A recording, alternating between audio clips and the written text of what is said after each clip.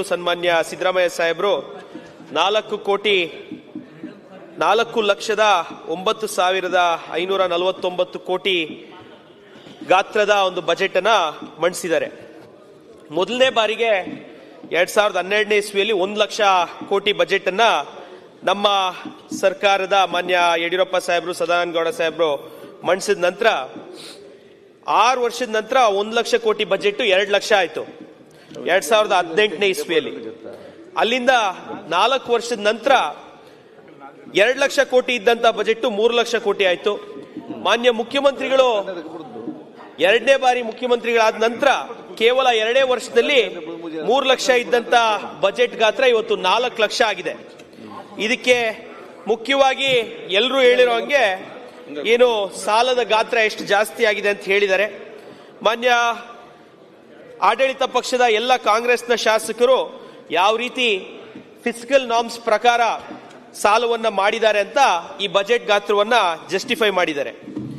ಇದರಲ್ಲಿ ಮುಖ್ಯವಾಗಿ ಎಲ್ಲರೂ GSDP ಬಗ್ಗೆ ಮಾತಾಡಿದ್ರು. GSDPಯ 25% ಒಳಗಡೆ ಸಾಲವನ್ನ ತಗೊಂಡಿದ್ದಾರೆ ಅನ್ನೋ ಒಂದು ವಿಷಯವನ್ನ ಪ್ರತಿಯೊಬ್ಬರು ತಿಳಿಸಿದ್ರು. ಇವತ್ತಾಗಲೇ ನಮ್ಮ GSDP 30,70,000 ಕೋಟಿ ಅಂದ್ರೆ $350 ಬಿಲಿಯನ್ ಅನ್ನ GSDP ನಾವು ತಲುಪಿದೀವಿ. ಇದೇ ಸರ್ಕಾರ ಕೊಟ್ಟಿರುವಂತಹ ಮಿಡ್ ಟರ್ಮ್ ಪ್ರೊಜೆಕ್ಷನ್ಸ್ ಪ್ರಕಾರ 2028-29ನೇ ಸಾಲಿನ ಬಜೆಟ್ಗೆ ಅಂದ್ರೆ ಇವತ್ತಿಂದ 3 ವರ್ಷ ಮುಂದಕ್ಕೆ ಈ ಒಂದು GSDP 43,13,000 ಕೋಟಿ ತಲುಪುತ್ತೆ ಅಂತ ಮಾನ್ಯ ಆರ್ಥಿಕ ಇಲಾಖೆಯ ಎಲ್ಲ ಅಧಿಕಾರಿಗಳು ಕೊಟ್ಟಿರುವಂತದ್ದು. ಆದ್ರೆ ರಾಜ್ಯಪಾಲರ ಭಾಷಣದಲ್ಲಿ ಮೊನ್ನೆ ಮಾಡಿದಂತ ರಾಜ್ಯಪಾಲರ ಭಾಷಣದಲ್ಲಿ ಕರ್ನಾಟಕದ ಆರ್ಥಿಕತೆಯನ್ನ $1 ಟ್ರಿಲಿಯನ್ ಆರ್ಥಿಕತೆಯನ್ನಾಗಿ ರೂಪಿಸಲು ಸಮಗ್ರ ಹಾಗೂ ಸಮರ್ಥ ಪ್ರಯತ್ನವನ್ನು ಸರ್ಕಾರ ಮಾಡ್ತಿದೆ ಅಂತ ಹೇಳಿದ್ದಾರೆ. ಅವ್ರ ಪ್ರೊಜೆಕ್ಷನ್ಸ್ ಪ್ರಕಾರನೇ ಮ್ಯಾಕ್ಸಿಮಮ್ ನಾವು ರೀಚ್ ಆದ್ರೆ 43 ಲಕ್ಷ ಕೋಟಿ ಅಂದ್ರೆ $500 ಬಿಲಿಯನ್. ಅವ್ರ ಟಾರ್ಗೆಟ್ಗಿಂತ 50% ಕೆಳಗಡೆ ಬರುವಂತಹ ಪ್ರೊಜೆಕ್ಷನ್ ಅವರೇ ಕೊಟ್ಟಿದ್ದಾರೆ. ಆದ್ರೆ ರಾಜ್ಯಪಾಲರ ಕೈಯಲ್ಲಿ 1 ಟ್ರಿಲಿಯನ್ ಎಕಾನಮಿಯನ್ನ ರೀಚ್ ಮಾಡ್ತೀವಿ ಅಂತ ಸುಳ್ಳನ್ನ ಹೇಳ್ಸಿರುವಂತ ಕೆಲಸವನ್ನ ಮೊನ್ನೆ ಮಾಡಿದ್ದಾರೆ. ಇವತ್ತು ನಮಗ್ ಬರ್ತಾ ಇರೋ ಎಕಾನಮಿಯಲ್ಲಿ ಬಜೆಟ್ ಅಲ್ಲಿ ನಮ್ಮ ಮಾನ್ಯ ಮುಖ್ಯಮಂತ್ರಿಗಳು ಏರಿಯುವಂಥದ್ದು 66% ರೆವೆನ್ಯೂ ಇವತ್ತು ಸರ್ವಿಸ್ ಇಂಡಸ್ಟ್ರಿ ಅಂದ್ರೆ ಸೇವಾ ವಲಯದಿಂದ 66% ರೆವೆನ್ಯೂ ಬರ್ತಾ ಇದೆ ಅಂತ ಹೇಳಿದ್ದಾರೆ. ಕೃಷಿ ವಲಯದಿಂದ ಕೇವಲ 14% ನಮ್ಮ ರಾಜ್ಯದ ಒಟ್ಟು ರೆವೆನ್ಯೂ ಬರ್ತಾ ಇರುವಂತದ್ದು ಅಂತ ಸಹ ಹೇಳಿದ್ದಾರೆ. ಕೈಗಾರಿಕಾ ವಲಯದಿಂದ 20% ಅಂದ್ರೆ ನಮ್ಮ ಇಂಡಸ್ಟ್ರಿಯಲ್ ಎಕಾನಮಿ ಮ್ಯಾನುಫ್ಯಾಕ್ಚರಿಂಗ್ ಸೆಕ್ಟರ್ ಇಂದ 20% ನಮ್ಮ ರಾಜ್ಯದ ಒಂದು ಆರ್ಥಿಕತೆ ಬರ್ತಾ ಇದೆ ಅಂತ ಬಜೆಟ್ ಅಲ್ಲಿ ಅವ್ರು ಹೇಳಿರುವಂತದ್ದು. ಇದರಲ್ಲಿ ಕೃಷಿ ವಲಯ 14% ಬಜೆಟ್ ಇದ್ರೂ ಸಹ 56% ಹೆಚ್ಚು ಜನ ಇವತ್ತು ಕೃಷಿಕರು ನಮ್ಮಲ್ಲಿ ಕೃಷಿ ಅವಲಂಬಿತರಾಗಿ ರಾಜ್ಯದ ಜನತೆ ಇರುವಂತದ್ದು. ಅಂದ್ರೆ ಹತ್ರ 4 ಕೋಟಿಗೂ ಹೆಚ್ಚು ಜನ ಇವತ್ತಿಗೂ ಕೃಷಿಯನ್ನೇ ನಂಬ್ಕೊಂಡಿರುವಂತದ್ದು. ಮಾನ್ಯ ಮಾಜಿ ಮುಖ್ಯಮಂತ್ರಿಗಳು ನಮ್ಮ ನಾಯಕರಾದಂತ ಯಡಿಯೂರಪ್ಪ ಸಾಹೇಬರು ಮೊದಲನೇ ಬಾರಿಗೆ ಕೃಷಿ ಬಜೆಟ್ ಅನ್ನ ಮಂಡಿಸಿದ್ರು. ನಾವು ಬಂದಾದ್ಮೇಲೆ ಇದು 3ನೇ ಬಜೆಟ್ ಅಧಿವೇಶನದಲ್ಲಿ ನಾನು ಮೊದಲನೇ ಬಾರಿ ಶಾಸಕನಾಗಿ ಆಯ್ಕೆ ಆದ ನಂತರ 3ನೇ ಬಜೆಟ್ ಅಧಿವೇಶನದಲ್ಲಿ ನಾನು ಭಾಗವಹಿಸ್ತಾ ಇದ್ದೀನಿ. ನಮ್ಮ ಮುಖ್ಯಮಂತ್ರಿಗಳು ಮಾನ್ಯ ಸಿದ್ದರಾಮಯ್ಯ ಸಾಹೇಬರ ಬಗ್ಗೆ ನಾವು ಅನ್ಕೊಂಡಿದ್ವಿ ಬಡವರ ಪರವಾದಂತ ಬಜೆಟ್, ಬಡವರ ಪರವಾಗಿ ಅವ್ರು ಮಂಡಿಸ್ತಾರೆ ಬಜೆಟ್ ಅನ್ನ ಅಂತ ನಾನು ಸಹ ಒಬ್ಬ ಯುವಕನಾಗಿ ಅತಿ ಹೆಚ್ಚು ನಂಬಿಕೆಯನ್ನ ಇಟ್ಕೊಂಡು ಈ 3ನೇ ಬಜೆಟ್ಗೆ ಬಂದೆ. ಕಂಟಿನ್ಯೂಸ್ ಆಗಿ ಸಾಹೇಬ್ರೆ ಏನು ನಮ್ಮ ಮುಖ್ಯಮಂತ್ರಿಗಳು ಮಂಡಿಸಿರುವಂತಹ ಪ್ರತಿ ಬಜೆಟ್ ಅಲ್ಲಿ ಇವತ್ತು ಅವ್ರು ಜಸ್ಟಿಫೈ ಮಾಡ್ತಿರುವಂತದ್ದು ಅವ್ರ ಪ್ರಣಾಳಿಕೆಯಲ್ಲಿ ಬಿಡುಗಡೆ ಮಾಡಿದಂತ ಗ್ಯಾರಂಟಿ ಸ್ಕೀಮ್ಗಳಿಗೆ ಬಿಟ್ಟು ಏನು 52,000 ಕೋಟಿ ಅಂದ್ರೆ ಮೊನ್ನೆ ಮುಖ್ಯಮಂತ್ರಿಗಳನ್ನ ನಾವು ಅನುದಾನ ಕೇಳಕ್ಕೆ ನಮ್ಮ ಮಾನ್ಯ ನಾಯಕರಾಗಿರುವಂತಹ ಅಶೋಕ್ ಸಾಹೇಬ್ರ ಜೊತೆ ಹೋದಾಗ ಪ್ರತಿ ಕ್ಷೇತ್ರಕ್ಕೆ ನೇರವಾಗಿ ಬಜೆಟ್ ಅಲ್ಲೇ ಅಕೌಂಟ್ಗೆ 250 ಕೋಟಿ ಬರುತ್ತೆ ಅಂತ ಹೇಳಿ ಮಾನ್ಯ ಮುಖ್ಯಮಂತ್ರಿಗಳು ಹೇಳ್ತಾ ಇದ್ದಾರೆ. ನಾವು ಸಹ ಬಂದ್ಮೇಲೆ 3 ಬಜೆಟ್ ಆಯ್ತು, 2 ವರ್ಷ ಆಯ್ತು ಸರ್. ಹೊಸದಾಗಿ 72-74 ಜನ ಆಯ್ಕೆ ಆಗಿದ್ದೀವಿ. ಇನ್ 3 ವರ್ಷ ಇದೆ. ಈ ಬಜೆಟ್ ಅಲ್ಲಾದ್ರೂ ಏನಾದ್ರೂ ದೊಡ್ಡ ಗಾತ್ರದ ಏನಾದ್ರೂ ಅನೌನ್ಸ್ಮೆಂಟ್ಸ್ ಮಾಡ್ತಾರೆ, ಯಾವ್ದಾದ್ರೂ ಗುದ್ಲಿ ಪೂಜೆಗಳು ಮಾಡೋಣ, ಹೊಸ ಕೊಡುಗೆಯನ್ನ ನಮ್ಮ ಕ್ಷೇತ್ರಗಳಿಗೆ ನಮ್ಮ ಜಿಲ್ಲೆಗೆ ತಗೊಂಡೋಗೋಣ ಅಂತ ಹೇಳಿ ನಾವು ಕಾಯ್ತಾ ಇದ್ವಿ. ಆದ್ರೆ ಸಾಮಾನ್ಯ ಜನರ ಕಷ್ಟಕ್ಕೆ ಸ್ಪಂದಿಸುವಂತ ಯಾವುದೇ ಹೊಸ ಯೋಜನೆಯನ್ನ ಮೂರನೇ ಬಜೆಟ್ ಅಲ್ಲೂ ಸಹ, ಈ ಸರ್ಕಾರದ ಮೂರನೇ ಬಜೆಟ್ ಅಲ್ಲೂ ಸಹ ಮಾನ್ಯ ಮುಖ್ಯಮಂತ್ರಿಗಳು ಈ ಬಾರಿ ಯಾವುದು ಮಂಡಿಸಿಲ್ಲ. ಅವರ ಗ್ಯಾರಂಟಿಗಳ ಅನುಷ್ಠಾನ ಬಿಟ್ರೆ ಬಡವರ ಪರವಾಗಿ, ಬಡವರ ಕಲ್ಯಾಣಕ್ಕೋಸ್ಕರ ಒಂದೇ ಒಂದು ಕಾರ್ಯಕ್ರಮ, ಅವರೇನು ಭಾಗ್ಯಗಳು ಅಂತ ಹೇಳಿ 5 ವರ್ಷದ ಸರ್ಕಾರ ನಡೆಸಿದ್ರು. ಈ ಸತಿನೂ ಕೃಷಿ ಭಾಗ್ಯ ಅಂತ ಅನೌನ್ಸ್ ಮಾಡಿದ್ದಾರೆ. ಕೃಷಿ ಭಾಗ್ಯದಲ್ಲಿ ರೈತರಿಗೆ ಏನ್ ಕೊಡ್ತಾ ಇದ್ದೀರಾ? ಕೇವಲ ಕೃಷಿ ಹೊಂಡ ಬಿಟ್ರೆ ಕೃಷಿ ಭಾಗ್ಯದಲ್ಲಿ ರೈತರಿಗೆ, ರೈತರ ಮಕ್ಕಳಿಗೆ, ರೈತರ ಮಕ್ಕಳ ವಿದ್ಯಾಭ್ಯಾಸಕ್ಕೆ ಈ ಸರ್ಕಾರ ಏನು ಕೊಡ್ತಾ ಇಲ್ಲ. 4 ಕೋಟಿ ಜನಸಂಖ್ಯೆ ಹೊಂದಿರುವಂತಹ ರೈತರಿಗೆ ಈ ಸರ್ಕಾರದ ಕೊಡುಗೆ ಕಳೆದ 3 ವರ್ಷಗಳ ಬಜೆಟ್ ಅಲ್ಲಿ ಮತ್ತು ಈ ಬಜೆಟ್ ಅಲ್ಲೂ ಸಹ ಶೂನ್ಯ. ಇದ್ರ ಜೊತೆಗೆ ನಾನು ಸರ್ಕಾರದ ಈ ಬಜೆಟ್ ಅನ್ನ ಓದುವಾಗ ತುಂಬಾ ಅದ್ಭುತವಾಗಿ ಅವರು ಒಂದು 6 ಅಭಿವೃದ್ಧಿ ಆಯಾಮಗಳನ್ನ ಗುರುತಿಸಿ ನಾವು ಕಾರ್ಯಕ್ರಮಗಳನ್ನ ಹೊರಡಿಸಿದೀವಿ ಅಂತ ಹೇಳಿದ್ದಾರೆ. 6 ಆಯಾಮ ಗುರುತಿಸಿರುವಂತದ್ದು. ಮೊದಲನೇ ಆಯಾಮ ಕಲ್ಯಾಣ ಕಾರ್ಯಕ್ರಮಗಳು, ಅಂದ್ರೆ ಗ್ಯಾರಂಟಿಗಳು. ಅವ್ರ ಅಜೆಂಡಾ ಕ್ಲಿಯರ್ ಇದೆ. ನಮ್ಮ ಎಲೆಕ್ಷನ್ ಮ್ಯಾನಿಫೆಸ್ಟೋಲ್ಲಿ ಏನು ಹೇಳಿದ್ವಿ ಆ ಗ್ಯಾರಂಟಿಗಳನ್ನ ಕೊಡ್ತೀವಿ. ಗ್ಯಾರಂಟಿಗಳು ಘೋಷಣೆ ಮಾಡಿದ್ದವರು ಅದನ್ನ ಅನುಷ್ಠಾನ ಮಾಡ್ತಾ ಇದ್ದಾರೆ. ಎರಡನೇದು ಕೇಳಿದ್ದಾರೆ ಕೃಷಿ ಹಾಗೂ ಗ್ರಾಮೀಣ ಅಭಿವೃದ್ಧಿ ಆಯವ್ಯಯ. ಈ ಬಜೆಟ್ ಕೃಷಿಕರಿಗೆ ಮತ್ತು ಗ್ರಾಮೀಣ ಅಭಿವೃದ್ಧಿಗೆ ಅಂತ ಹೇಳಿದ್ದಾರೆ.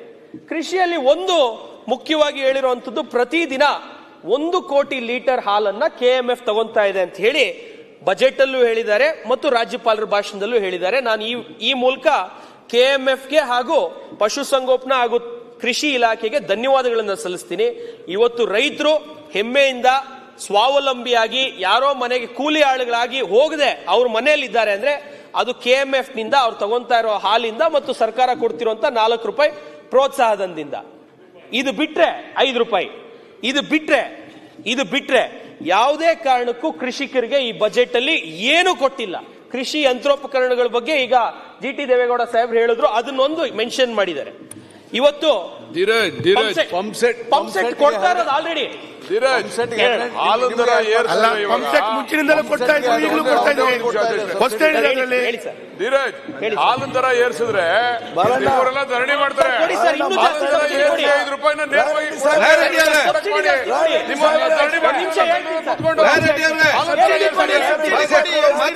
ಮತ್ತೆ ನೀವು ಮಾತ್ರ ಮಾತಾಡಿ ಸರ್. KMF ನ ನಾನು ಅಪ್ರಿಶಿಯೇಟ್ ಮಾಡಿದ್ದು, ಎಲ್ಲಾ ಸಬ್ಜೆಕ್ಟ್ ಅಪ್ರಿಶಿಯೇಟ್ ಮಾಡಿದ್ದು. ಈಗ ಬಂದೇನು ಅರ್ಜೆಂಟ್, ಈಗ ಬಂದು ಕೂತ್ಕೊಳ್ಳಿ. ಈಗ ಸ್ವಲ್ಪ ಮಾತಾಡೋರ್ಗು ಬಿಟ್ಬೇಡ, 5 ನಿಮಿಷ ನನ್ನ ಅವಕಾಶ ಇದೆ. ದಯವಿಟ್ಟು ನಾನು ಮಾತಾಡಿ. ಈಗ ಆಯ್ತು ಸರ್, ಬಿಟ್ಬಿಡಿ ಸರ್. ಇಲ್ಲ ಬಿಡ್ಲಿಕ್ಕೆ ಆಗ್ಲಿಲ್ಲ ಪ್ಲೀಸ್ ಸರ್. ರೈತರಿಗೆ ನೋಡಿ ಹಾಗೆ ಮಾತು ನಾಳೆ ಬೆಳಿಗ್ಗೆ ಮಾತಾಡಿ. ಈಗ ಟೈಮ್ ಇಲ್ಲ. ರೈತರಿಗೆ ಇವಾಗ ಇಷ್ಟೆಲ್ಲ ಕೊಟ್ಟಿದ್ದೀನಿ ಅಂತ ರಾಯರೆಡ್ಡಿ ಸಾಹೇಬ್ರು ತಿಳಿಸಿದ್ರು. ಪಂಪ್ ಸೆಟ್ ಕರೆಂಟ್ ಕೊಡ್ತಾ ಇದೀವಿ, ಪಂಪ್ ಸೆಟ್ ಕರೆಂಟ್ ಕೊಡ್ತಾ ಇದೀವಿ ಅಂತ ಹೇಳಿದ್ರು.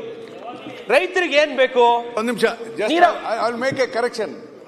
18,000 ಕೋಟಿ ರೂಪಾಯಿ ಸಬ್ಸಿಡಿನ ರೈತರ ಸರ್, ಅದು ಮುಂಚೆಯಿಂದ ಕೊಡ್ತಾ ಇರೋದು ಕಂಟಿನ್ಯೂ ಆಗಿದೆ ಅಷ್ಟೇ, ಹೊಸ ಯೋಜನೆ ಅಲ್ಲ.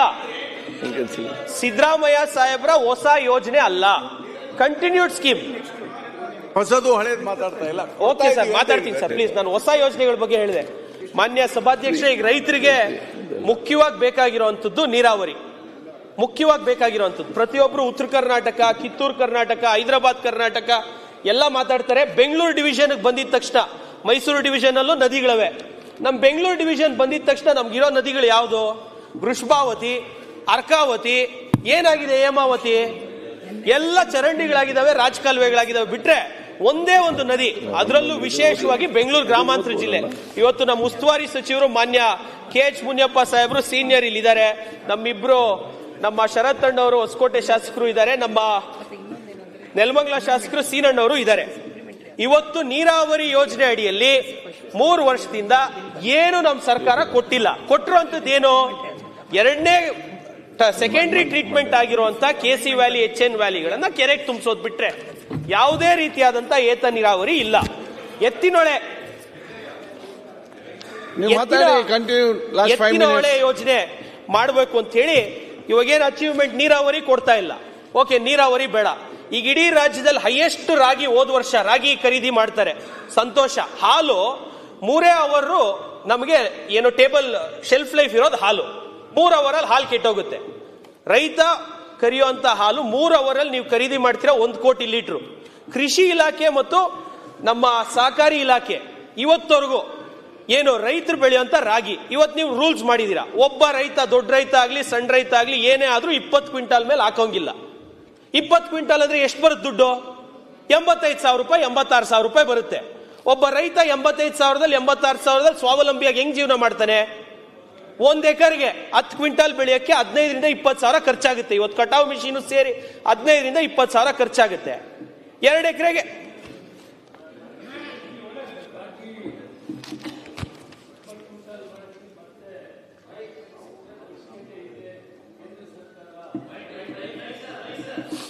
ಕೇಂದ್ರ ಸರ್ಕಾರ ಇನ್ನೂ ರಾಗಿಯನ್ನು MSPಯಲ್ಲಿ ನೀವು ಪರ್ಚೇಸ್ ಮಾಡಿ ನಾವು ತೆಗೆದುಕೊಳ್ತೀವಿ. ಬೇರೆ ಬೇರೆ ರಾಜ್ಯಗಳೆಲ್ಲ ಕೇಳ್ತಾ ಇದ್ದಾರೆ ಅಂತ ಹೇಳಿದ್ದಾರೆ. ಮತ್ತೊಮ್ಮೆ ಈಗ ತೀರ್ಮಾನ ಮಾಡಿದ್ವಿ, ರೈತ 50 ಕ್ವಿಂಟಾಲ್ವರೆಗೂ ಕೊಡೋಕ್ಕೆ ಅವಕಾಶ ಇದೆ. ಎರಡನೇದು, ವೃಷಭಾವತಿಯಲ್ಲಿ ದೊಡ್ಡಬಳ್ಳಾಪುರ ತಾಲೂಕಿಗೆ ನಾವು ನಿರ್ದಿಷ್ಟವಾಗಿ ಗೊತ್ತಿಲ್ಲ, ಒಂದು 20ರಿಂದ 25 ಕೆರೆಗಳು ನಿಮಗೆ ಗೊತ್ತಿಲ್ಲ. ಎಲ್ಲ ತೂಪ್ಗೆರೆ ಹೋಗ್ಲಿ ಅಣ್ಣ, ನನ್ನ ವಿಧಾನಸಭಾ ಕ್ಷೇತ್ರಕ್ಕೆ ಒಂದೂ ಇಲ್ಲ. ಚರ್ಚೆ ಬೇಡ. ಗ್ರಾವಿಟಿ ಎಲ್ಲಿ ಕ್ಷೇತ್ರಕ್ಕೆ ನೀರನ್ನು ಕೂಡ ನೀರು ವಿಷಯ ಮಾತಾಡಿದ್ರೆ ಅವರು ವೃಷಭಾವತಿ ಸುಮಾರು 1,800 ಕೋಟಿ ರೂಪಾಯಿ ಫಸ್ಟ್ ಫೇಸಲ್ಲಿ, ನೆಲಮಂಗಲ ಯಶವಂತಪುರನು ಸ್ವಲ್ಪ ಸೇರ್ತದೆ, ತುಮಕೂರಲ್ಲಿ ಕೆಲವು ಸೇರ್ತಾರೆ, ಅದರಲ್ಲಿ ದೊಡ್ಡಬಳ್ಳಾಪುರ ಕೂಡ ಮೇಜರ್ ಕೆರೆಗಳನ್ನು ಸೇರಿಸಿದ್ದೇವೆ. ಅವರಿಗೆ ನೀರ್ದು ಕೂಡ ನಾನು ವ್ಯವಸ್ಥಿತವಾಗಿ ನಿಮ್ಮ ದೊಡ್ಡಬಳ್ಳಾಪುರ ಕೆರೆಗಳನ್ನು ಸೇರಿಸಿದ್ವಿ. ಸೆಕೆಂಡ್ ಫೇಸಲ್ಲಿ ಇನ್ನಷ್ಟು ಕೆರೆಗಳು ನೀವೇನು ನಿಮ್ಮ ಮತಕ್ಷೇತ್ರ ಹೇಳಿದ್ರಿ ಅಲ್ಲಿ ಕೂಡ ಸೇರ್ತವೆ. ಅದರಲ್ಲಿ ತಾರತಮ್ಯ ಇಲ್ಲ, ನಿಮಗೂ ಕೂಡ ಅವಕಾಶ ಆಗುತ್ತೆ. ಸರ್, ಈಗ ಸಚಿವರೇ, ಗ್ರೌಂಡ್ ವಾಟರ್ ಉತ್ತರ ಕರ್ನಾಟಕ ಜೋಳ ಖರೀದಿ ಬಗ್ಗೆ ಹೇಳಿಲ್ಲ. ಜೋಳ ಮಾನದಂಡಿಗೆ ಜೋಳದ ಬಗ್ಗೆ ಒಂದು ಧನ್ಯವಾದಗಳನ್ನ ಸಲ್ಲಿಸ್ತೀನಿ. ಕೇಂದ್ರ ಸರ್ಕಾರ ಇನ್ನೂ ಜಾಸ್ತಿ ರಾಗಿ ಖರೀದಿ ಮಾಡಬೇಕು ಅಂತ ಹೇಳಿ 50 ಕ್ವಿಂಟಾಲ್ ಮಾಡಿದಿರಾ.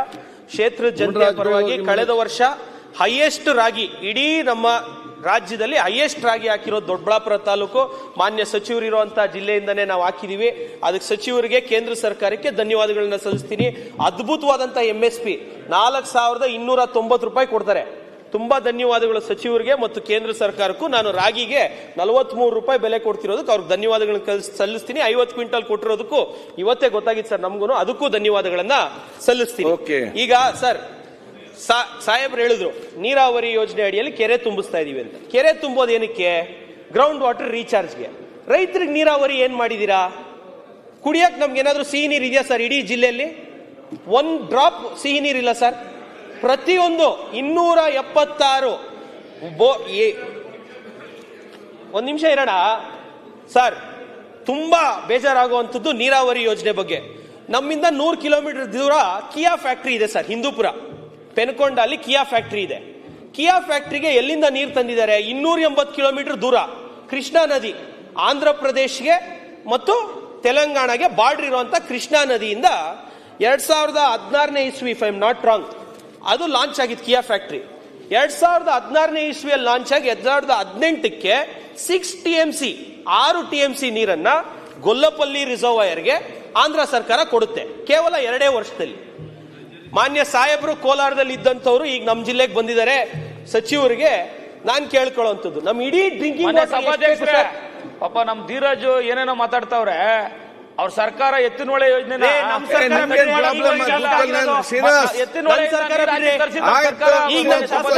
ಈಗ ಶಾಸಕ ಆಗಿರೋದು ಈಗ ಮಾತಾಡ್ತೀನಿ. ಹೋದ್ ಸರ್ಕಾರ ನಿಮ್ ಸರ್ಕಾರ ಕಾಳಜಿ ಸರ್ಕಾರ ಮಾಡಿದ್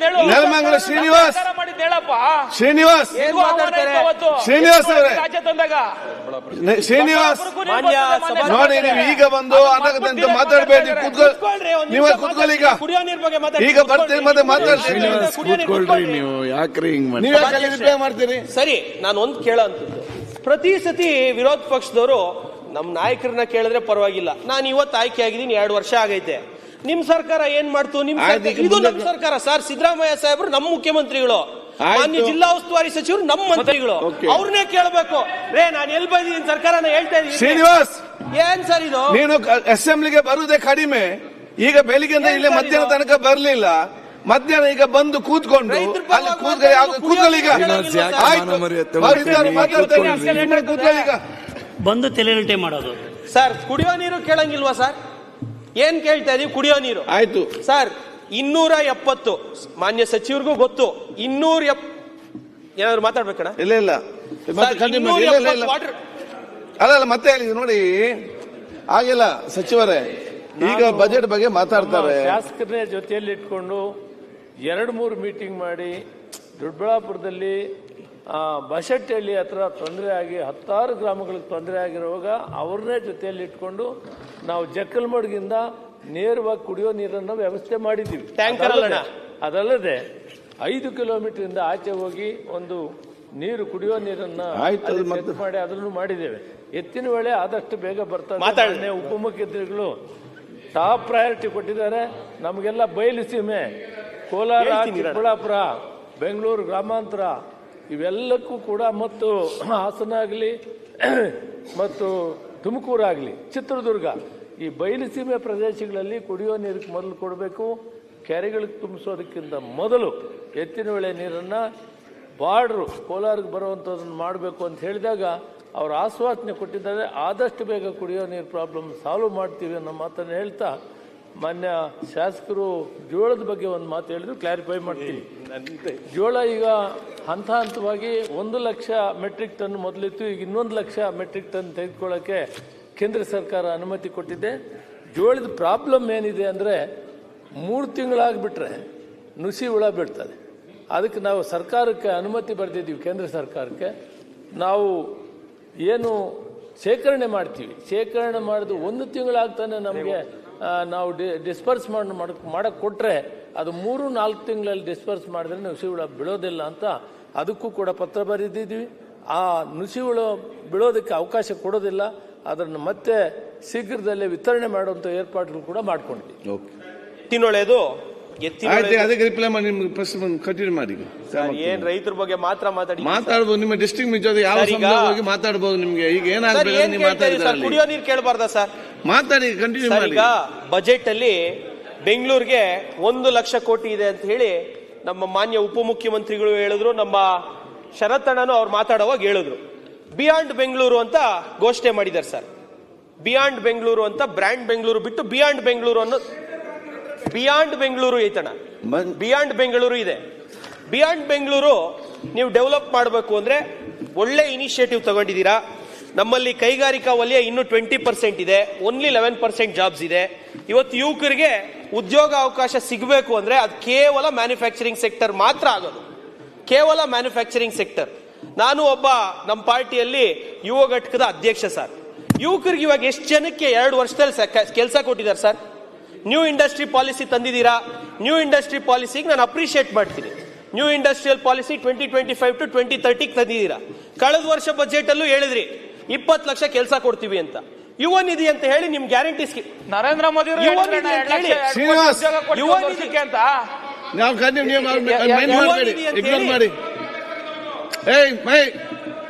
ಮಾತಾಡಿ.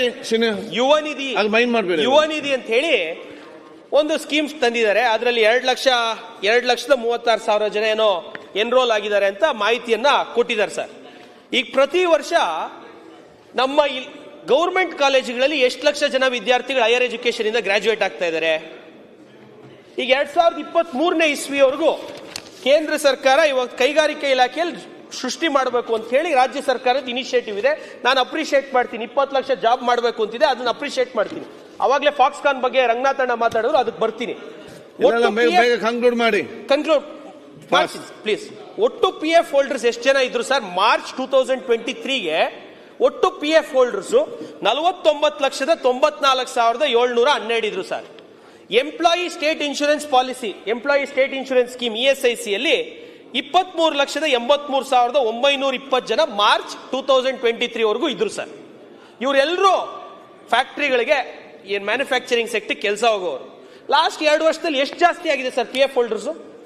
ಸಂತೋಷ್ ಲಾಡ್ ಸಾಹೇಬ್ರು, ಮಾನ್ಯ ಕಾರ್ಮಿಕ ಸಚಿವರು ಯಾವಾಗ್ಲೂ ಹೇಳ್ತಿರ್ತಾರೆ, ದಯವಿಟ್ಟು ಅವ್ರ ರಿಪ್ಲೈ ಅಲ್ಲಿ 2023 ಮಾರ್ಚ್ ಇಂದ 2025 ಮಾರ್ಚ್ ವರೆಗೂ ಎಷ್ಟು ಉದ್ಯೋಗಗಳು ಕರ್ನಾಟಕದಲ್ಲಿ ಅವ್ರು ಕಲ್ಪಿಸಿದ್ದಾರೆ ಅಂತ ಹೇಳಬೇಕು. ದೊಡ್ಡಬಳ್ಳಾಪುರಕ್ಕೆ ವಿಷಯಕ್ಕೆ ಬಂದಾಗ ಮಾನ್ಯ MB ಪಾಟೀಲ್ ಸಾಹೇಬ್ರು ತುಂಬಾ ರೈತರ ಭೂಮಿ 6,000 ಎಕರೆ KIDBಗೆ ಅಕ್ವಿಸೇಷನ್ ಮಾಡಿದ್ದಾರೆ. ಫಾಕ್ಸ್ಕಾನ್ ಅನ್ನುವಂತ ಒಂದು ಅದ್ಭುತವಾದಂತ ಕಂಪನಿ ಬಂದಿದೆ. ಅಪ್ರಿಶಿಯೇಟ್ ಮಾಡ್ತೀನಿ ಸರ್ಕಾರಕ್ಕೆ. ಕಳೆದ ಸರ್ಕಾರ ಸೈನ್ ಮಾಡಿತ್ತು, ಇಲ್ಲ ಆಯ್ತು. ಫಾಕ್ಸ್ಕಾನ್ ಅನ್ನೋ ಒಂದು ಅದ್ಭುತವಾದಂತ ಕಂಪನಿ 50,000 ಅಲ್ಲ 1,00,000 ಜನಕ್ಕೆ ಉದ್ಯೋಗ ಕೊಡುತ್ತೆ ಅಂತ ಅವ್ರು ಘೋಷಣೆ ಮಾಡಿದ್ದಾರೆ. 1,00,000 ಜನಕ್ಕೆ ಉದ್ಯೋಗ ಕೊಡ್ತಾರೆ ಅಂತ ಘೋಷಣೆ ಮಾಡಿದ್ದಾರೆ. ಫಾಕ್ಸ್ಕಾನ್ ಅನ್ನುವಂಥದ್ದು ITBT ದೇವನಹಳ್ಳಿಯಲ್ಲಿ ಇರುವಂತದ್ದು. ಪಕ್ಕದಲ್ಲಿರುವಂತ 1,500 ಎಕರೆ ನಮ್ಮಲ್ಲೂ ರಿಸರ್ವ್ ಮಾಡಿದ್ರು. ಪ್ರಿಯಾಂಕ್ ಖರ್ಗೆ ಸಾಹೇಬರು ಅದನ್ನು ITBT ಝೋನ್ ಅಂತ ಮಾಡಿದ್ರು. ನಾನು ಸರ್ಕಾರಕ್ಕೆ ಅದಕ್ಕೆ ತಾಲೂಕಿನ ಜನತೆ ಪರವಾಗಿ ಧನ್ಯವಾದಗಳನ್ನ ಸಲ್ಲಿಸ್ತೀನಿ. ಇವತ್ತು ITBT ಅಂತ ಮಾಡಿದ್ದಾರೆ, ಫಾಕ್ಸ್ಕಾನ್ ಅನ್ನೋ ಕಂಪನಿ ಮಾಡಿದ್ದಾರೆ. ಆಲ್ರೆಡಿ 25,000 ಜನ ಅಲ್ಲಿ ಕೆಲಸ ಮಾಡ್ತಾ ಇದ್ದಾರೆ. ನಮ್ಮ ತಾಲೂಕವ್ರು ಎಷ್ಟು ಜನ ಅಲ್ಲಿ ಕೆಲಸ ಮಾಡ್ತವ್ರೆ? ಭೂಮಿ ಕಳ್ಕೊಂಡಿರೋ ರೈತರು ಎಷ್ಟು ಜನ ಅಲ್ಲಿ ಕೆಲಸ ಮಾಡ್ತವ್ರೆ? ಗೌರ್ಮೆಂಟ್ ಕಾಲೇಜಲ್ಲಿ ಪ್ರತಿ ವರ್ಷ ನನ್ನ ತಾಲೂಕಲ್ಲಿ ಇರುವಂತ ಗೌರ್ಮೆಂಟ್ ಜೂನಿಯರ್ ಫಸ್ಟ್ ಗ್ರೇಡ್ ಕಾಲೇಜಲ್ಲಿ 1,300 ಜನ ಗ್ರಾಜುಯೇಟ್ ಆಗ್ತಾರೆ. ಧೀರಜ್, ರಂಗನಾಥ್, ಯಾವುದೇ ಒಂದು ಕಂಪನಿ ಮಾಡಿದ್ರೆ ರಂಗನಾಥ್ ಅವ್ರು ಮಾತಾಡ್ಲಿ. ಮಾತಾಡದಲ್ಲ ನೀನು. ನೀವು ಕಂಟಿನ್ಯೂ. ಟೈಮ್ ಆಗ್ತಾ ಬಂತು. ಹೇಳ್ತೀನಿ, ನಿಮ್ಮ ಟೈಮ್ ಆಗ್ತದೆ. ಕಂಟಿನ್ಯೂ ಮಾಡಿದ್ರೆ ಅದಕ್ಕೆ ಸ್ಕಿಲ್ ಧೀರಜ್ ನೀವು ಕಂಟಿನ್ಯೂ ಮಾಡಿ. ಯಾಕೆ ಅಲ್ಲಿ ಕೇಳ್ತೀರಿ? ನಿಮ್ಗೆ ಏನಾಗಿದೆ? ಸ್ಕಿಲ್ ಡೆವಲಪ್ಮೆಂಟ್ ನೀವು ಕಂಟಿನ್ಯೂ. ಪ್ಲಸ್ ಯುವ ನಿಧಿ ಜೊತೆಗೆ ಯುವ ನಿಧಿ ಪ್ಲಸ್ ಅಂತ ಒಂದು ಸ್ಕೀಮ್ ಮಾಡಿದ್ದಾರೆ ಸರ್. ಅದ್ರಲ್ಲಿ ಅಪ್ರೆಂಟಿಸ್ಶಿಪ್ ಇಂಟರ್ನ್ಶಿಪ್ ಕೊಡ್ತೀವಿ ಅಂತ ಘೋಷಣೆ ಮಾಡಿದ್ದಾರೆ. ಕಳೆದ ವರ್ಷ ಮಾಡಿದ್ರು. ಆಕ್ಷನ್ ಟೇಕನ್ ರಿಪೋರ್ಟ್ ನೋಡಿದ್ರೆ only Jio action taken report. At least ನಾನು ಹೇಳೋವಂಥದ್ದು ಇಂಡಸ್ಟ್ರಿಯಲ್ ಏರಿಯಾಗಳು ಈ ರೀತಿ ಮಾಡ್ತಾರೆ. ಗೌರ್ಮೆಂಟ್ ಕಾಲೇಜಲ್ಲಿ ಓದುವಂತ ವಿದ್ಯಾರ್ಥಿಗಳಿಗೆ ಕಂಪಲ್ಸರಿ ಕೆಲಸ ಕೊಡಬೇಕು ಅಂತ ಬರುವಂತ ಕೈಗಾರಿಕೆಗಳಿಗೆ ಸರ್ಕಾರ ಹೊಸ ನಿಯಮ ಮಾಡಲೇಬೇಕು. KIDB ಲ್ಯಾಂಡ್ ತಗೊಳ್ಳೋರು ಗೌರ್ಮೆಂಟ್ ಕಾಲೇಜ್ ವಿದ್ಯಾರ್ಥಿಗಳು ಸ್ಥಳೀಯ ತಾಲೂಕು ಸ್ಥಳೀಯ ಜಿಲ್ಲೆನ ತಗೊಳ್ಳಿ. ಗೌರ್ಮೆಂಟ್ ಕಾಲೇಜಲ್ಲಿ 4,000 ರೂಪಾಯಿ ಫೀಸ್ ಕಟ್ಬಿಟ್ಟು ಕಷ್ಟದಲ್ಲಿ ಉದ್ಯೋಗ ಸೃಷ್ಟಿ ಮಾಡಿ. 20 ಲಕ್ಷ ಜಾಬ್ ಅಂತ ಹೇಳಿದೀರಾ. 20 ಲಕ್ಷ ಜಾಬಲ್ಲಿ 2 ವರ್ಷದಲ್ಲಿ ಎಷ್ಟಾಯ್ತು? ನಾವು 2 ವರ್ಷದಿಂದ ಮಹತ್ವಾಕಾಂಕ್ಷೆ ಇಟ್ಕೊಂಡು ಒಳಗಡೆ ಬಂದ್ರೆ ಏನಾದ್ರೂ ಅಚೀವ್ ಮಾಡ್ಬಿಡ್ಬೋದು, ತಾಲೂಕಲ್ಲಿ ಬದಲಾವಣೆ ತರಬಹುದು, ಯುವಕರಿಗೆ ಬದಲಾವಣೆ ತರಬಹುದು. ಯುವಕರಿಗೆ ಏನ್ ಬದಲಾವಣೆ ತರಕ್ ಆಗ್ತಾ ಇದೆ? ಬಜೆಟ್ ಅಲ್ಲಿ ಹೇಳ್ತಾರೆ ಏನಣ್ಣ, ನೀವು ಮಾತಾಡಿ. ಯಾಕೆ ನೀವು ಅಲ್ಲಿ unorganised labour last 2 minutes sir please sir. ಅಲ್ಲ ಪ್ಲೀಸ್ ಅಲ್ಲ 2 ಮಿನಿಟ್ಸ್ ಪ್ಲೀಸ್ ದಯವಿಟ್ಟು ಅಷ್ಟೇ ಟೈಮ್ ನಾನು 20 ಮಿನಿಟ್ಸ್ ಆಗೋದಿಲ್ಲ ಅಷ್ಟು ಬೇಗ ಟೈಮ್ ಆಗ್ತಾ ಬಂತು. ನೀವು ಎಷ್ಟು ಟೈಮ್ ವೇಸ್ಟ್ ಮಾಡಿ ಅಷ್ಟೇ. ಓಕೆ, ಸರ್ಕಾರಿ ಶಿಕ್ಷಣದ ಬಗ್ಗೆ ಎಲ್ಲರೂ ಮಾತಾಡಿದ್ರು. ನಮ್ಮ ಬೆಲ್ಲದ್ ಸಾಹೇಬರು ಮಾತಾಡಿದ್ರು. ಪ್ರೈಮರಿ ಅಂಡ್ ಸೆಕೆಂಡರಿ ಎಜುಕೇಶನ್ ನಾನು ಬಜೆಟ್ ಅಲ್ಲಿ ಫುಲ್ ರಿಪೋರ್ಟ್ ತಗೊಂಡೆ ಸಭಾಧ್ಯಕ್ಷೆ. ಜನರಲ್ ಎಜುಕೇಶನ್ ಅಲ್ಲಿ ಶಾಲಾ ಶಿಕ್ಷಣ ಮತ್ತು ಸುರಕ್ಷತೆ ಇಲಾಖೆಯಲ್ಲಿ ಸಾಮಾನ್ಯ ಶಿಕ್ಷಣ 2202 ಪೇಮೆಂಟ್ ಹೆಡ್ ಅಡಿಯಲ್ಲಿ ಶಿಕ್ಷಣಕ್ಕೆ ನಮ್ಮ ಬಜೆಟ್ ಅಲ್ಲಿ 10.8% ಮಾನ್ಯ ಮುಖ್ಯಮಂತ್ರಿಗಳು ಇಟ್ಟಿದ್ದಾರೆ. ಅದರಲ್ಲಿ ಪ್ರೈಮರಿ ಅಂಡ್ ಸೆಕೆಂಡರಿ ಅಂದ್ರೆ first standard to 10th standard, first PUC second PUC ಇದು ಗೌರ್ಮೆಂಟ್ ಸ್ಕೂಲ್ ಮತ್ತು ಕಾಲೇಜುಗಳಿಗೆ ಎಷ್ಟೋಗುತ್ತೆ ಅಂತ ತಗೊಂಡೆ ಸಭಾಧ್ಯಕ್ಷೆ. ಒಟ್ಟು ವೆಚ್ಚ ಈ ಆರ್ಥಿಕ ಇಲಾಖೆ ಕೊಟ್ಟಿರುವಂತಹ ಒಂದು ಪುಸ್ತಕದಲ್ಲಿ ಇರುವಂತದ್ದು ಒಟ್ಟು ಎಕ್ಸ್ಪೆಂಡಿಚರ್ 33,147.60 ಕೋಟಿ ಎಕ್ಸ್ಪೆಂಡಿಚರ್ ಇದೆ ಸಭಾಧ್ಯಕ್ಷೆ. ಇಷ್ಟಕ್ಕೆ ಎಷ್ಟು ಜನ ವಿದ್ಯಾರ್ಥಿಗಳು ಓದ್ತಾರೆ ಅಂತ ನಾನು ನೋಡಿದೆ. ಫಸ್ಟ್ ಟು 10th ಗೌರ್ಮೆಂಟ್ ಶಾಲೆಯಲ್ಲಿ ಓದೋದು 40,74,525 ವಿದ್ಯಾರ್ಥಿಗಳು. ಗೌರ್ಮೆಂಟ್ ಏಡೆಡ್ ಕಾಲೇಜಲ್ಲಿ ಗೌರ್ಮೆಂಟ್ ಏಡೆಡ್ ಸ್ಕೂಲಲ್ಲಿ ಓದುವಂಥದ್ದು 11,81,213 ವಿದ್ಯಾರ್ಥಿಗಳು. PUC ಗೌರ್ಮೆಂಟ್ PUC ಕಾಲೇಜಲ್ಲಿ ಪ್ರತಿ ವರ್ಷ ಓದುವಂಥದ್ದು 3,13,834 ವಿದ್ಯಾರ್ಥಿಗಳು. ಏಡೆಡ್ ಗೌರ್ಮೆಂಟ್ PU ಕಾಲೇಜಲ್ಲಿ ಓದುವಂಥದ್ದು 2,10,404 ವಿದ್ಯಾರ್ಥಿಗಳು. ಒಟ್ಟು 57,79,976 ವಿದ್ಯಾರ್ಥಿಗಳು ಗೌರ್ಮೆಂಟ್ ಶಾಲೆ, ಗೌರ್ಮೆಂಟ್ ಏಡೆಡ್ ಶಾಲೆ, ಗೌರ್ಮೆಂಟ್ ಏಡೆಡ್ ಕಾಲೇಜಲ್ಲಿ ಓದ್ತಾ ಇದ್ದಾರೆ ಸಭಾಧ್ಯಕ್ಷೆ. ಇವತ್ತು 58 ಲಕ್ಷ ರೌಂಡ್ ಫಿಗರ್ ಇಟ್ಕೊಂಡ್ವಿ ಅಂದ್ರೆ 33,147 ಕೋಟಿಯಲ್ಲಿ ಒಬ್ಬ ವಿದ್ಯಾರ್ಥಿಗೆ ತಲಾ ಖರ್ಚು 57,300 ರೂಪಾಯಿ ಆಗ್ತಾ ಇದೆ ಗೌರ್ಮೆಂಟ್ ಶಾಲೆಯಲ್ಲಿ ಓದೋ ವಿದ್ಯಾರ್ಥಿಗೆ. Higher education bit only primary and secondary education. ಒಂದ್ ನಿಮಿಷ ಸರ್. ಇವತ್ತು ಶಾಲಾ ಶಿಕ್ಷಕರು ಯಾವ ಮಟ್ಟದ ಎಜುಕೇಶನ್ ಕೊಡ್ತಾ ಇದ್ದಾರೆ? ನನ್ನ ತಾಲೂಕಲ್ಲಿ ತಗೊಂಡ್ರೆ ಗೌರ್ಮೆಂಟ್ ಸ್ಕೂಲಲ್ಲಿ ಪಾಸ್ ಪರ್ಸೆಂಟೇಜ್ ಓನ್ಲಿ 58%, ಬರೀ 58%. 57,000 ಖರ್ಚು ಮಾಡ್ತೀವಿ. ಕೇಂದ್ರ ಸರ್ಕಾರದ ಕೇಂದ್ರೀಯ ವಿದ್ಯಾಲಯ ಪರ್ ಸ್ಟೂಡೆಂಟ್ ಎಕ್ಸ್ಪೆಂಡಿಚರ್ ಎಷ್ಟು ಅಂತ ತರಿಸ್ಕೊಂಡ್ರೆ 25,000. ಇವತ್ತು ರಾಜ್ಯ ಸರ್ಕಾರ 58,000 ಖರ್ಚು ಮಾಡಿ 41,500 ಕೋಟಿ ಅದು ಹೈಯರ್ ಎಜುಕೇಶನ್ ಇನ್ಕ್ಲೂಡ್ ಮಾಡಿ ಸರ್. Only primary education 33,000. ಮೇಸ್ಟ್ರಿಗಳಿಗೆ ಸಂಬಳ 85,000ದಿಂದ 1.5 ಲಕ್ಷವರೆಗೂ ಕೊಡ್ತೀರಾ. ಮೇಸ್ಟ್ರಿಗಳಿಗೆ ಏನ್ ಕೆಲಸ ಸರ್? ಇವತ್ತು ಮೇಸ್ಟ್ರಿಗಳಿಗೆ ಏನ್ ಕೆಲಸ? ಮೊಟ್ಟೆ ತರುವಂತದ್ದು 7 ರೂಪಾಯಿಗೆ, ಮೊಟ್ಟೆ ಸುಲಿಯುವಂತದ್ದು, ಅಡ್ಮಿನಿಸ್ಟ್ರೇಟಿವ್ ವರ್ಕ್ ಕೊಡ್ತೀರಾ. ನಮಗೂ ಅರ್ಥ ಆಗ್ಬೇಕು ಈಗ, ಯಾಕಂದ್ರೆ ಕೇಂದ್ರ ಸರ್ಕಾರನೇ 25,000 25,000 KV ಸರ್, CBSE ಸಿಲೆಬಸ್. ಆಶ್ಚರ್ಯ, ನಮಗೂ ಆಶ್ಚರ್ಯ ಆಗ್ತಾ ಇದೆ. CBSE ಸಿಲೆಬಸ್ 25,000 ಮಾಡ್ತಾರೆ. ನಾವು ಸ್ಟೇಟ್ ಸಿಲೆಬಸ್ ಅಲ್ಲಿ 58% ಪಾಸ್ ಪರ್ಸೆಂಟೇಜ್. ನನ್ನ ತಾಲೂಕ್ ಮಾತ್ರ ಕೊಡ್ತೀನಿ ನಾನು ಎಕ್ಸಾಂಪಲ್. ಯಾಕೆ ಸರ್ ಟೀಚರ್ಗಳು ಏನ್ ಕೆಲಸ ಅಂತ ಕೇಳಿದ್ರೆ ಮೊಟ್ಟೆ ತರಕ್ಕೆ 7 ರೂಪಾಯಿ ಕೊಡ್ತಾರೆ, ನಾವು ಎಲ್ಲಿಂದ ತರೋಣ ಅಂತಾರೆ. ಹಾಲು ತರೋದು ನಾವು ತರಬೇಕು, ಮತ್ತೊಂದು ಎಲ್ಲ ನಾವು ಅಡ್ಮಿನಿಸ್ಟ್ರೇಟಿವ್ ಡ್ಯೂಟಿ ನೋಡೋಣ, ಪಾಠ ಹೇಳ್ಕೊಡೋಣ ಅಂತ ಕೇಳ್ತಾರೆ. Administrative duty sir. ಒಂದು ಬಾತ್ರೂಮ್ ತೊಳಿಯಕ್ಕೆ ಸ್ಕೂಲ್ ವರ್ಷಕ್ಕೆ ಇವತ್ತವರೆಗೂ ನಮ್ಮ ಗೌರ್ಮೆಂಟ್ ಸ್ಕೂಲ್ಗಳಲ್ಲಿ ಒಬ್ರು ಸ್ಟಾಫ್ ಇಲ್ಲ ಸರ್. ಗ್ರೂಪ್ ಡಿ ಆಗ್ಬೋದು, ಇನ್ನೊಂದು ಆಗ್ಬೋದು, ಅದಕ್ಕೆ ಯಾವುದೇ ಫಂಡ್ ಇಲ್ಲ ಸರ್. 58,000 ಖರ್ಚು ಮಾಡಿ ಯಾವ ಕ್ವಾಲಿಟಿ ಎಜುಕೇಶನ್ ಕೊಡ್ತಾ ಇದೀವಿ ಮಕ್ಕಳಿಗೆ? 30%, 36% of our States population is below 30. What are we doing for them? ಎಷ್ಟು ಕೊಟ್ಟಿದೀವಿ ಸರ್ ಈ ಬಜೆಟ್ ಅಲ್ಲಿ? 4 ಲಕ್ಷ ಕೋಟಿ ಬಜೆಟ್. ಇವತ್ತಿನ ಯುವಕರು ನಾಳೆಯ ಪ್ರಜೆಗಳು. ಏನ್ ಕೊಡ್ತಾ ಇದೀವಿ ಬಜೆಟ್ ಅಲ್ಲಿ? ಬಡವರ ಪರವಾದಂತ ಬಜೆಟ್. ಗ್ಯಾರಂಟಿಗಳು ಮಾತ್ರ ಕಾಂಗ್ರೆಸ್ ಅವ್ರ ಗ್ಯಾರಂಟಿಗಳ ಅನುಷ್ಠಾನ ಮಾಡಕ್ಕೆ 3 ವರ್ಷದಿಂದ ಬಜೆಟ್ ನಡೀತಾ ಇದೆ. ನನಗೊಂದು ಅರ್ಥ ಆಗ್ಬಿಡ್ತು, ವಿರೋಧ ಪಕ್ಷದವ್ರದ್ದು ಎಲ್ಲಾರ್ದು ಕೇಳಿದೆ. ಅಜೆಂಡಾ ಸಿಂಪಲ್, ಕೇಂದ್ರ ಸರ್ಕಾರ ಹಣ ಕೊಡಲ್ಲ, ಗ್ಯಾರಂಟಿ ನಾವು ಅನುಷ್ಠಾನ ಮಾಡಿದೀವಿ, ಫಿಸ್ಕಲ್ ಡೆಫಿಸಿಟ್ ಒಳಗಡೆ ನಾವು ಇದೀವಿ, ಇಷ್ಟೇ ಇವ್ರ ಡಿಫೆನ್ಸ್. ಬಡವರಿಗೆ ಏನ್ ಮಾಡಿದೀವಿ? ಮುಖ್ಯಮಂತ್ರಿಗಳ ಬಗ್ಗೆ ನಾನು ಜಾಸ್ತಿ ಗೌರವ. ಕೇಂದ್ರ ಸರ್ಕಾರ ತರ ರಂಗನಾಥ್, ನಿಮ್ಮ ಅಜೆಂಡಾ ನೀವು ಸಾಲ ಮನ್ನಾ ಮಾಡಿ ಜನಸಾಮಾನ್ಯರಿಗೆ ಏನ್ ಬೇಕು ಕೇಳಿದ್ರೆ ಶ್ರೀನಿವಾಸ್ ಮಾಹಿತಿ ಇಲ್ಲದೆ ಮಾತಾಡಬೇಡ.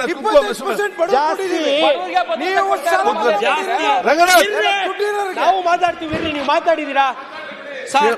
ನಾನು ಮುಖ್ಯಮಂತ್ರಿಗಳು ಲಾಸ್ಟ್ 1-2 ಮಿನಿಟ್ಸ್ ಕ್ಲೋಸ್. ಮುಖ್ಯಮಂತ್ರಿಗಳು JDS ಪಾರ್ಟಿಯಿಂದ ಎಕ್ಸ್ಪೆಲ್ ಆದಾಗ ಅಹಿಂದ ಪಾರ್ಟಿ ಕಟ್ಟಿದ್ರು. ನಮ್ಮ ತಾಲೂಕಿನ ದುರೀಂಡ್ರು RL ಜಾಲಪ್ಪ ಸಾಹೇಬ್ರು ಅವ್ರ ಜೊತೆಗೆ ಹೋದ್ರು ಸರ್. ಮುಖ್ಯಮಂತ್ರಿಗಳು ಅವತ್ತಿಂದ ಹಿಡಿದು ಇವತ್ತವರೆಗೂ ಅಹಿಂದ ನಾಯಕರು ಅಂತ ಹೇಳಿ ಅವ್ರು ಬಂದಿರುವಂತದ್ದು ಸರ್. ಬಾಬಾ ಸಾಹೇಬ್ ಅಂಬೇಡ್ಕರ್ ಬಗ್ಗೆ ಹೇಳ್ತಾರೆ, ಸಮ ಸಮಾಜದ ನಿರ್ಮಾಣಕ್ಕಾಗಿ ನಾವು ಈ ಪುಸ್ತಕದಲ್ಲಿ ಬಾಬಾ ಸಾಹೇಬ್ ಅಂಬೇಡ್ಕರ್ ಅವರು, ನಾರಾಯಣ್ ಗುರು ಅವರು, ಬುದ್ಧ ಬಸವಣ್ಣ ಅವರ ತತ್ವವನ್ನ ನಾವು ಪಾಲಿಸ್ತೀವಿ ಅಂತಾರೆ. 2 ವರ್ಷದಲ್ಲಿ RDPR 25 ಕೋಟಿ ಕೊಟ್ಟರು ಸರ್ ಕಾಂಗ್ರೆಸ್ ಶಾಸಕರಿಗೆ. ಸಮಾನತೆ ಎಲ್ ಸರ್ ಇಲ್ಲಿ ನಮ್ಗೆ? ಸಮಾನತೆ ಎಲ್ ಸರ್? 10 ಕೋಟಿ ಇವಾಗೇನೋ 189 ರೂರಲ್ ರೋಡ್ಸ್ಗೆ ಪ್ರಿಯಾಂಕ್ ಸರ್ ಅವರು ಮತ್ತು ಮುಖ್ಯಮಂತ್ರಿಗಳು ಮಾನ್ಯ ಸಿದ್ದರಾಮಯ್ಯ ಸಾಹೇಬ್ ಈ ಸಾರಿ ಶಾಸಕ ಬಂದಿದ್ಯಾ? ಹೌದಾ? ಬಂದಿದ್ದಾರೆ ಎಲ್ಲ ಬಂದಾರೆ. ಈಗ ನೀನೆ ಕೊಟ್ಟವ್ರೆ ಹಂಗ ನೀವು ಆಗ್ಲೂ ನಾವು ಅಲ್ಲಿ ಕೂತ್ಕೊಂಡು ಮುಗಿಸ್ಲಿ. ಆಗ್ಲೂ ನಾವು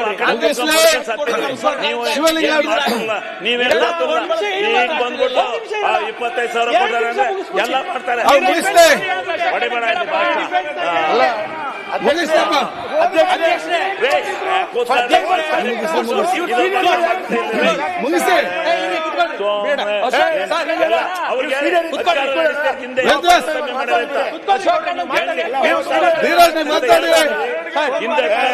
ನೀವು 8-10 ವರ್ಷ. ಒಂದು state revenue is at it's highest peak. Service sector ಇಂದ GST ಹೈಯೆಸ್ಟ್ ಬರ್ತಾ ಇದೆ. ಇಡೀ ದೇಶದಲ್ಲಿ ನಮ್ದೇ ಸೆಕೆಂಡ್ ಹೈಯೆಸ್ಟ್ ಟ್ಯಾಕ್ಸ್ ಕಟ್ತಾ ಇದೀವಿ. We have good tax payers. They are paying good taxes to the state and they are paying good taxes to the central government. ಬದ್ಧವಾಗಿ tax ಕಟ್ಟುವಂತವ್ರು ಇರೋದು ನಮ್ಮವರು. ನಮ್ಮ ರಾಜ್ಯ ಓವರ್ ಆಲ್ ನಾವು GSTP ತಗೊಂಡ್ರೆ 5ನೇ ಸ್ಥಾನಕ್ಕೆ ಬರ್ತೀವಿ. ಬಟ್ ಟ್ಯಾಕ್ಸ್ ಪೇಯಿಂಗ್ ಅಲ್ಲಿ ಸೆಕೆಂಡ್ ಇದೀವಿ ಸರ್. ಒಳ್ಳೆ ಟ್ಯಾಕ್ಸ್ ಕಟ್ತಾ ಇದೀವಿ. ನಮ್ಗೆಲ್ಲ ಅನುಕೂಲಗಳು ಸಿಗ್ತಾ ಇದಾವೆ. ಇವತ್ತು ರಾಜ್ಯ ಸರ್ಕಾರ ಹೈಯೆಸ್ಟ್ ಇವಾಗ ರೆವೆನ್ಯೂನು ಅಚೀವ್ ಮಾಡಿದಾರಲ್ಲ ಸರ್. ಸಮಾನವಾಗಿ ಕಾಣಿ ಸರ್ ನಮ್ಮನ್ನ. ನಾವು ಏನೋ ಒಂದು ಮಾಡ್ತೀವಿ, ನಮ್ಮನ್ನು ಸಮಾನವಾಗಿ ಕಾಣಿ ಸರ್. ಡಾಕ್ಟರ್ ಬಾಬಾ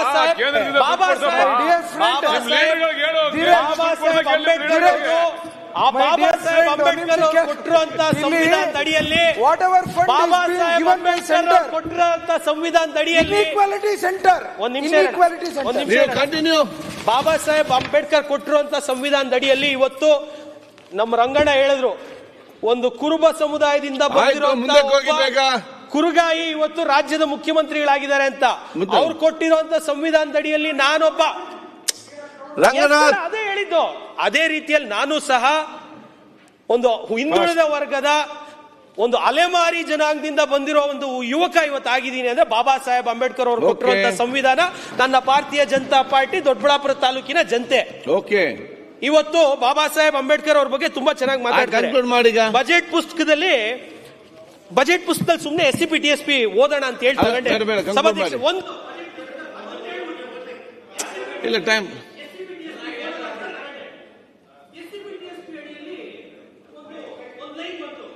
ಒಂದು ಲೈನ್ ಬಂತು ಸಭಾಧ್ಯಕ್ಷೆ, doctor BR Ambedkar birthday celebration, ಇಲ್ಲೇ ಇದೆ doctor BR Ambedkar birthday celebration ಅಂತ ಹೇಳಿ ಸ್ಪೆಷಲ್ ಆಗಿ ಒಂದು ಪೇಮೆಂಟ್ ಹೆಡ್ ಮಾಡಿದ್ದಾರೆ ಸಭಾಧ್ಯಕ್ಷೆ.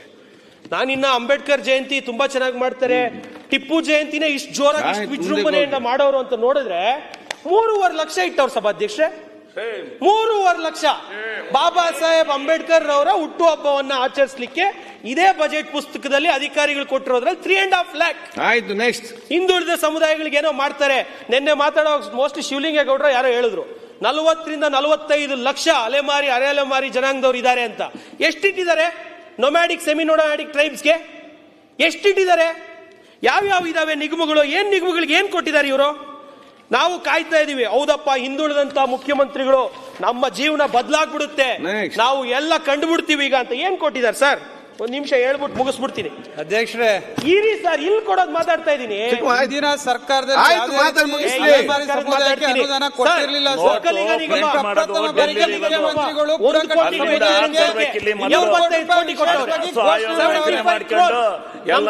ಘೋಷಣೆ ಮಾಡಿದಾಗ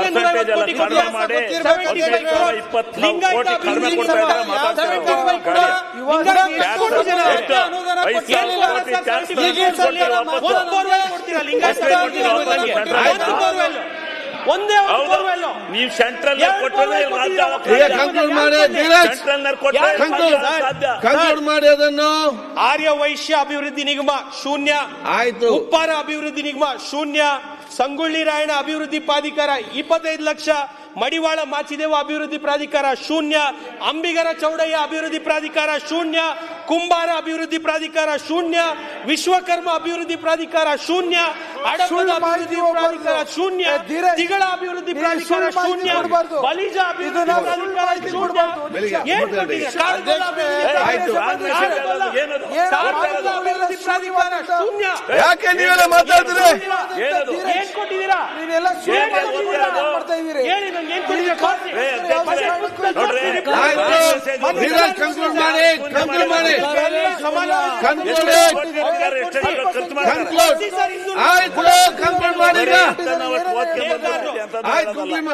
ಈಗ ಸದನವನ್ನು ಮಧ್ಯಾಹ್ನ 2:30 ಮುಂದೂಡಲಾಗಿದೆ. ಪ್ಲೀಸ್ 20 ಅರ್ಧ ಗಂಟೆ ಆಯ್ತು.